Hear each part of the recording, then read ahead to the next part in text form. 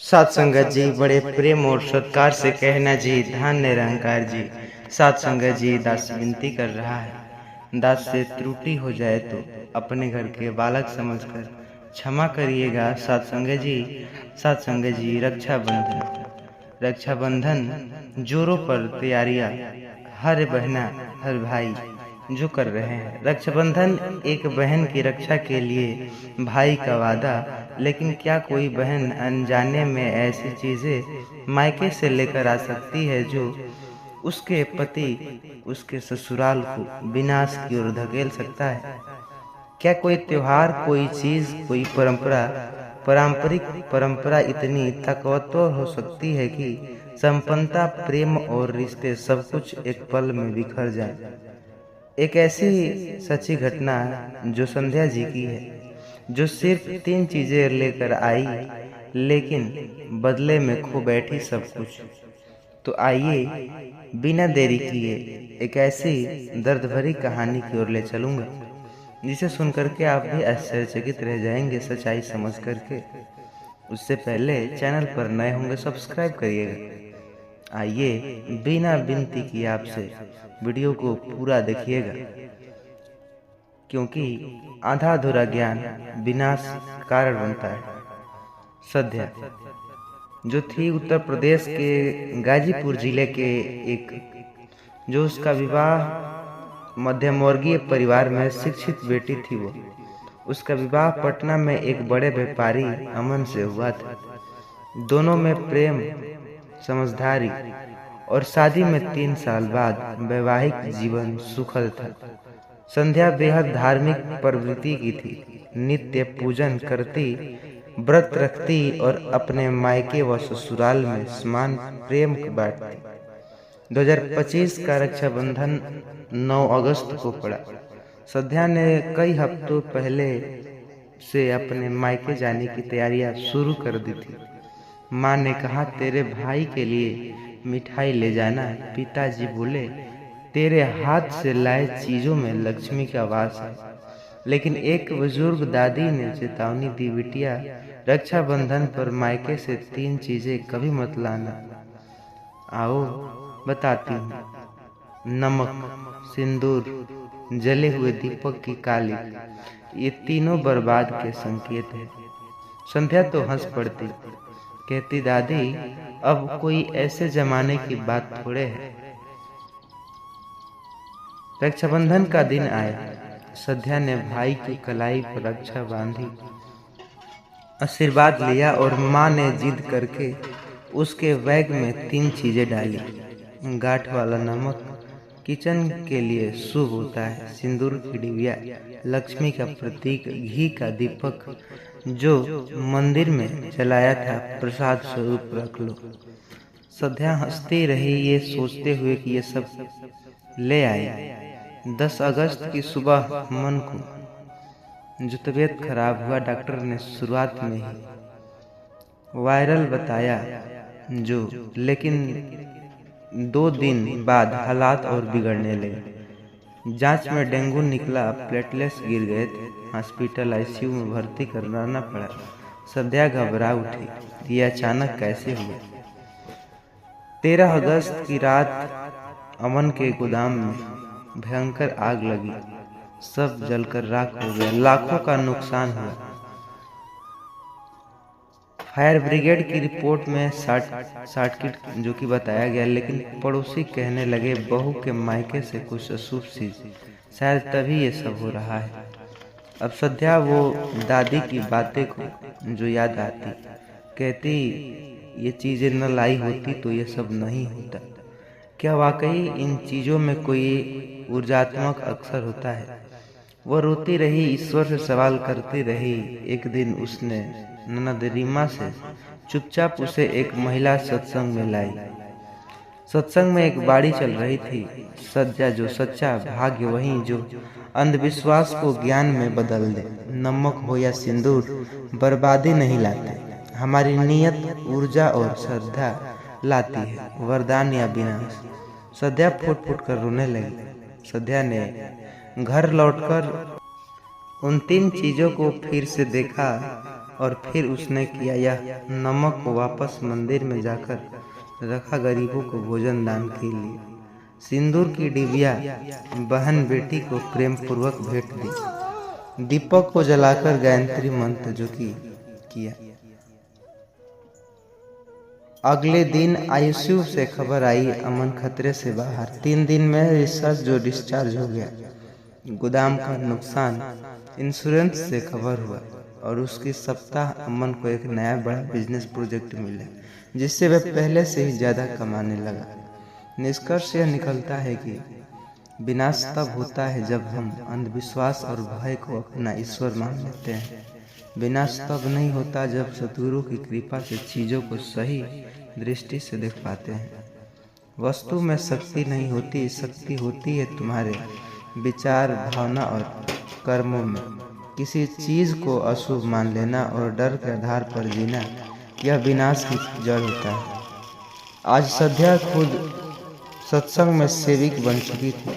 वो हर रक्षाबंधन पर यह सब बातें बताती, मायके से ये चीज़ लाए या न लाए, इससे ज़्यादा जरूरी क्या भगवान को लेकर आए। रक्षाबंधन पर मायके से लाई 3 चीज़ें, नमक, सिंदूर, जला हुआ दीपक, अपने आप में शुभ अशुभ नहीं थे। निरंकारी विचार से दृष्टिकोण बदला, तब वही चीज़ें बन गई साधना का माध्यम। विनाश नहीं हुआ, ज्ञान, श्रद्धा और सेवा से परिवार बना और सभी संपन्न, शांतिपूर्ण मिला। कहानी खत्म हुई, बल्कि उस व्यक्ति के मन में शुरू हुई जो आज भी डरा हुआ है। इन बातों से संदेश यह है कि डरिए मत, जानिए, समझिए और फिर श्रद्धा से कार्य कीजिए। विनाश नहीं, वरदान आपका इंतजार कर रहा है। यदि आप चाहें तो इसे ज़्यादा से ज़्यादा अपने मदद के लिए दूसरों तक इसे शेयर करिएगा, ताकि आप भी भाग्य का प्राप्ति कर सके। साथ संगत जी, दूसरों की सेवा करना ही अच्छा कर्म का फल कहलाता है। चैनल पर नए होंगे सब्सक्राइब करिएगा और इस वीडियो को लाइक जरूर करिएगा। साथ संगत जी, पसंद आई होगी। साथ संगत जी, कभी कभी हमारे जीवन में जो घटना घटती है, हम उसे यादगार मानते हैं। कितने बार अपने जीवन में घटनाओं को याद किया होगा। कभी कभी जीवन की ऐसी घटना घटती है जो न केवल हमारी सोचने का ढंग बदल देती है, बल्कि हमें यह भी एहसास करा देती है कि दुनिया की सबसे बड़ी दौलत आंखों से नहीं, श्रद्धा से दिखाई देती है।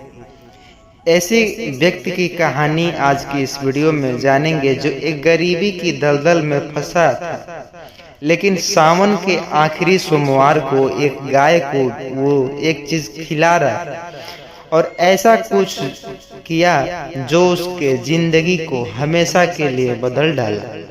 लेकिन सवाल ये नहीं कि गाय को क्या खिला दिया, सवाल ये है कि क्यों, कैसे और किस नियति से खिला दिया। एक ऐसी कहानी जो विश्वास की है, यह कहानी सतगुरु की कृपा की है। यह कहानी उस एक चीज की है जो सिर्फ भौतिक नहीं बल्कि आध्यात्मिक थी।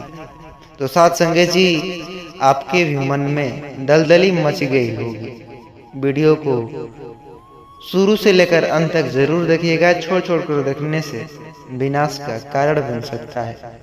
तो आइए बिना देरी किए कहानी की ओर चलते हैं। उससे पहले चैनल पर नए होंगे सब्सक्राइब करिए। आइए कहानी। उत्तर प्रदेश के बलिया जिले के एक छोटे से गांव बगही टोला में रहने वाला बंसीलाल किसी समय जमींदार हुआ करता था। उसके दादा के पास 36 बीघा जमीन थी, लेकिन शराब, जुए और लालच ने पीढ़ियों को खा लिया। बंसीलाल बड़ा हुआ तो सिर्फ 2 बीघा जमीन बची थी, वो भी कटान की कगार पर। उसकी पत्नी गायत्री एक श्रद्धालु महिला थी जो हर साल सावन सोमवार उपवास करती थी, मंदिर जाती थी और कहती थी गाय को गुड़ और रोटी खिला देना, भगवान खुश हो जाएंगे। लेकिन बंसीलाल का इन सब पर विश्वास नहीं था। 2025 का सावन उनके लिए मनहूस था। बेटी संगीता को तबीयत खराब था और बेटा विनय नौकरी की छुट्टी। खेत में पानी भर गए थे, फसल खराब हो गए थे, बिजली का बिल बाकी था। अब मनहूस होगा ही ना। 25,000 हो चुके थे। बंसीलाल छत पर लेटे लेटे कहते थे, सत्संग जी, गाय को गुड़ खिला देना, कोई करोड़पति नहीं बनता गायत्री मंत्र जो कि करने से। भगवान को रोटी से रुपए नहीं चाहिए, लेकिन वो नहीं जानता था कि 4 अगस्त की किस्मत ने उसे कुछ नया सिखा देगा। उस दिन कुछ सुबह बहुत शांति थी। गायत्री ने 4 बजे उठकर स्नान किया, तुलसी में जल चढ़ाया और बंसीलाल से कहा, आज आखिरी सोमवार है, सावन का सिर्फ एक काम कर दो, इस रोटी में गुड़ भरकर इस गाय को खिला दो। न पैसे मांग रही, न पूजा, न सिर्फ पूजा, सिर्फ एक चीज, श्रद्धा। बंसीलाल ने पहले मना किया, फिर बेटी की हालात और घर की उदासी देखकर मजबूरी में रोटी उठाई और गाय को खिला डाली। गाय ने रोटी खाई और आकाश में तेज बादल छाए। उस दिन दोपहर में एक सफेद कपड़ा वाला मंदिर जो आया व्यक्ति, वो कह रहा था, हम निरंकारी मिशन से आए हैं, गांव में मेडिकल कैंप लगा है, गायत्री को जो दिखाओ। डॉक्टर बोले, अगर इसका इलाज न होता तो हालात बिगड़ जाती, फ्री दवाइयाँ खाना और सब कुछ सेवा मिलना। लेकिन असली चमत्कार शाम को, सत्संग जी, शाम को उसी डॉक्टर ने बंसी लाल से कहा, आप पिताजी ने 250 साल जो LIC के एजेंट पॉलिसी थे वो अपरिपक्व हो गए थे, लेकिन आपने कभी क्लेम नहीं किया। मेरे पास उसके कागजात है, आप इस पर हस्ताक्षर कीजिए, मैं आपको 8 लाख रुपए दिला सकता हूँ, जो पिता ने अपनी मौत से पहले ली थी। वो बेटी आज मिल रही सिर्फ एक गाय के कारण, गाय को रोटी खिलाने के कारण। सतगुरु बंसी बाजार जो कि डॉक्टर ने पूछा, ये सब कैसे होगा? तो उसने कहा, गाय को जीव कुछ मांगती नहीं, सिर्फ देती है। जब भूखा इंसान कुछ सिखाता है तो धर्म कर्म कांड में कंपन पैदा करता है, और जब कंपन सच्चे दिल से निकले तो सतगुरु की कृपा उन्हें अपने तक खींच लेता है। सत्संग जी, कोई कहेगा सिर्फ एक रोटी ने सब कुछ कैसे बदल डाला? क्या जो जवाब यही है? तो नहीं, रोटी ने एक कुछ नहीं किया। वो भाव, वो समर्पण, वो दिन, आखिरी सोमवार, और सबसे बड़ी बात गायत्री की श्रद्धा और सतगुरु की कृपा, उसने सब कुछ सिखा डाली। सत्संग जी, जो विचार है निरंकारी संदेशिया फैलाते हैं कि श्रद्धा कोई समान ऊर्जा नहीं, कोई भी कार्य अगर सच्चे मन से किया जाए तो वह ब्रह्मांड के कानून को भी हिला सकता है। गाय को रोटी खिलाना तो एक बात है, जब निस्वार्थ सेवा हो तो विनाश भी वरदान हो जाता है। आखिरकार इससे निष्कर्ष यही निकला कि बंसी ने गांव में एक गौशाला खोली और 4 अगस्त को वो भी एक चीज, यानी श्रद्धा भरी रोटी खिलाना।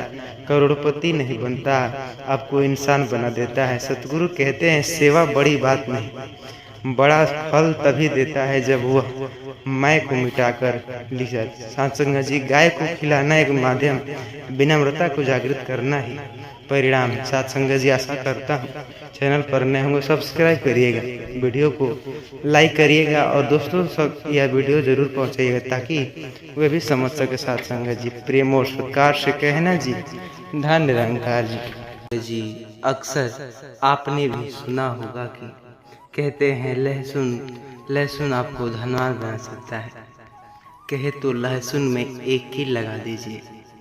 सच्चाई आखिरकार हिंदू में भी अक्सर माने तो भारत जैसी महान योद्धा जो हमारे भारत में है, जैसे आस्था प्रधान देश में हर गली हर मोड़ पर किसी न किसी चमत्कारी उपाय का चर्चा जरूर आपको सुनने को मिलता है। हर गली में भी, हर मोहल्ले में भी इन दिनों में एक अजीब सा उपाय वायरल हो रहा है। लगभग सभी ने देखा होगा लहसुन का कील। अगर आपने लहसुन में कील ठोक दे तो तकिए के नीचे रख दे तो पैसा खींच कर आएगा। कई लोग इसे सच मान रहे हैं, कुछ ने इसे आजमाया भी, पर बहुत कम लोग यह समझ पा रहे हैं कि सच्चा धन कहाँ से आता है, लहसुन की गंध से या सतगुरु की संगति से। आज एक ऐसे जो सच्ची घटना है साथ संगत जी, जरा गौर से सुनिएगा। एक ऐसे दर्जी जो बनवारी प्रसाद की है, जो इस चमत्कारी उपाय में फंसा, पर सतगुरु के ज्ञान ने उसका जीवन ही बदल दिया। तो आइए सुनते हैं उसकी कहानी। यह कहानी बहुत ही प्रचलित है, जिसे सुनने के बाद आप भी हैरान हो जाएंगे, आप भी कांप जाएंगे। क्या है सच्चाई सत्संग जी, आइए सतगुरु विचार के माध्यम से समझते हैं। उससे पहले चैनल पर नए होंगे सब्सक्राइब करिएगा, और हाँ, वीडियो को पूरा अंत तक जरूर देखिएगा। कोई भी पार्ट छोड़ देखने की गलती ना करिएगा, नहीं तो विनाश हो सकता है। आइए कीमती समय आपका नष्ट न करते हुए आगे कहानी की ओर बढ़ते हैं। उत्तर प्रदेश के गोंडा जिले के एक छोटे से गांव बगुलाहा में एक जो गरीब दर्जी रहता था, बनवारी प्रसाद। उसके पास न ज्यादा जमीन थी, न पक्की दुकान, सिर्फ एक पुरानी सिलाई मशीन और कुछ फटे पुराने कपड़े।